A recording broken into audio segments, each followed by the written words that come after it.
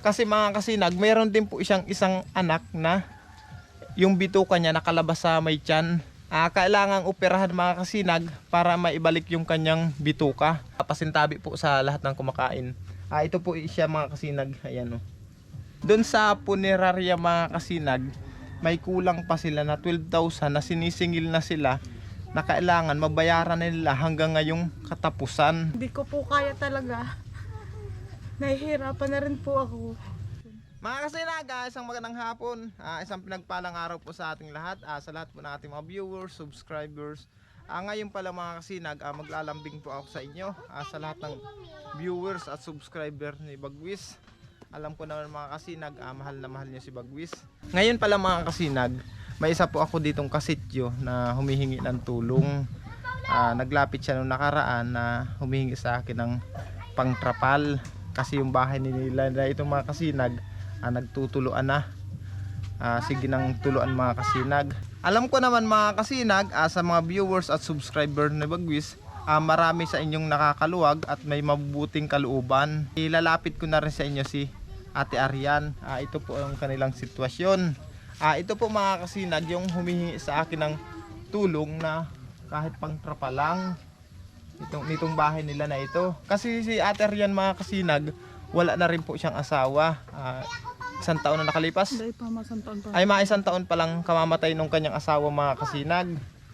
Dahil nga po sa kalagayan niyang sakit. Kaya ngayon mga kasinag, siya na lang ang bumubuhay sa ilang anak mo ate?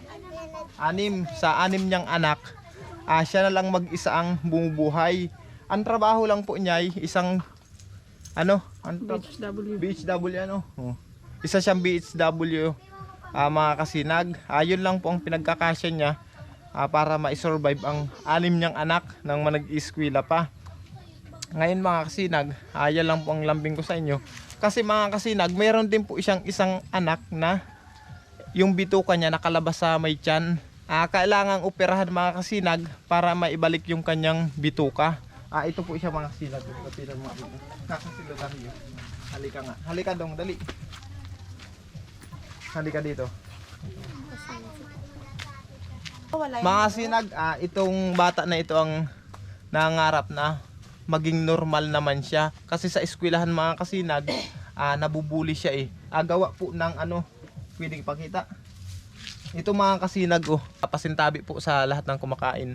Ito po siya mga kasinag. Ayan ito po yung nangarap mga kasinag na maging normal naman sana siya. Yan lang po ang aming lambing at aming kahilingan. Kahilingan na rin ng kanyang ina. Ito mga kasinag, napangakuan na rin sila na mauupirahan naman ito. Kaso mga kasinag, ilang taon na po silang nag-aantay, wala pa ring aksyon. Kaya ngayon mga kasinag, inilapit ko po sa inyo, baka sakali na may maitulong kayong mga kasinag para sa kanila.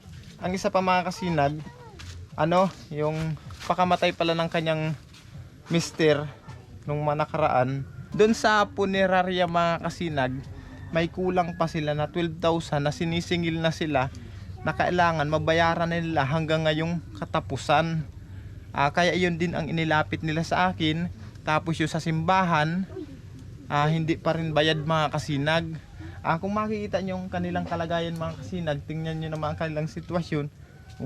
Kaya inilapit ko sa inyo mga kasinag. Ito yung kanyang mga anak. Lotaryo, tapos yan. Kaya mga kasinag, ito lang pong tanging lambing ko sa inyo ha.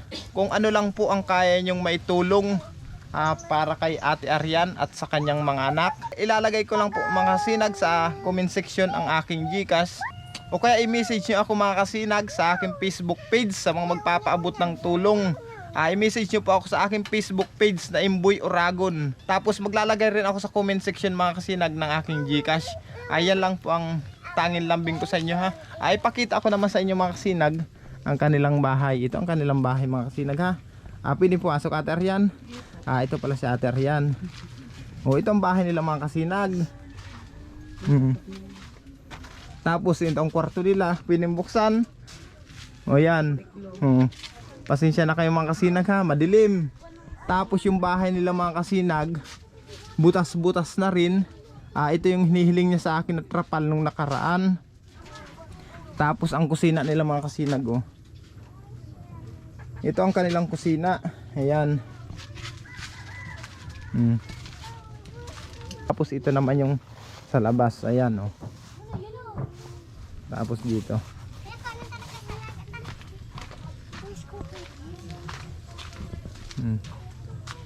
Ayan mga kasinag.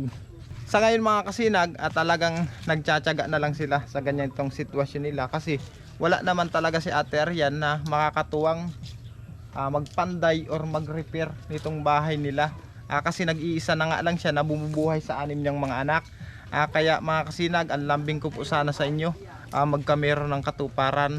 Kung ano lang po ang may tulong niyo mga kasinag, malaking bagay na po yun para sa kanyang pamilya at sa kanyang mga anak. Lalo na po yung anak niya mga kasinag na yung may butas sa tiyan, yung nakalabas ang bituka. Sana mga kasinag, kahit yun lang po talaga ibalik natin sa normal at maging normal na bata siya, na habang lumalaki na okay naman ang kanyang sitwasyon, na hindi siya nabubuli, para makisabayan naman sa mga kalaro niya mga kasinag at hindi siya nahihiya. Kasi habang lumalaki yun mga kasinag, medyo mahihiya na rin yun kasi nagmamature na yung kanyang isip. Ayun lang po mga kasinag ang aking lambing sa inyo. Sa lahat po ng subscribers ni Bagwis, sa mga nagsusuporta po sa kanya, sana po mabigyan nyo po ng katuparan yung kahilingan ko. Solo na lang po ako. Hindi ko po kaya talaga. Nahihirapan na rin po ako sa kalagayan namin dito sa anak ko, kasi nag-aano na rin po ang anak ko na maibalik na rin po yung bituka niya dahil nahihirapan na din po kahit sa pag-eskwela. Yun lang po. Mabuhay po kayo lahat. Salamat po. Mga kasinag, sana po matulungan natin siya. Sa manais tumulong kay Ate Arian at sa kanyang mga anak, i-message nyo lang po ako sa aking Facebook page na Imboy Uragon. Yan lang po ang tanging hiling ko sa inyo mga kasinag. At ilalagay ko na rin po ang aking GCash dito sa comment section. Ayan mga kasinag, hanggang dito lang. Maraming salamat po. Bye bye.